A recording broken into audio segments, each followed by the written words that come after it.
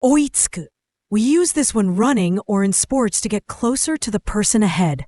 We also use it for study or work progress. 追いつく. かけっこやスポーツで前の人に近づくときによく使います。勉強や仕事の進み具合の話でも使います。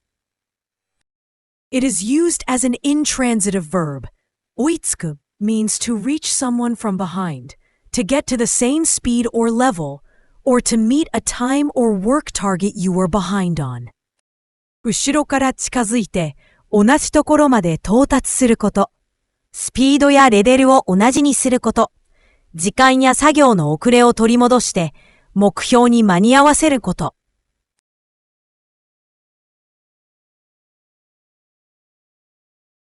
I caught up with him quickly. 私は彼にすぐ追いついた。私は彼にすぐ追いついた。I run to catch the bus. バスに走って追いつく。バスに走って追いつく。The team caught up with their opponents in the second half. チームは後半で相手に追いついた。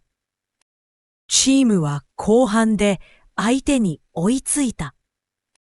I finally caught up with my homework. 宿題にやっと追いついた。宿題にやっと追いついた。The most common synonyms of the word are 追い越す and 間に合う。追い越す focuses on passing beyond, while the target word stops at the same level you just reaches it.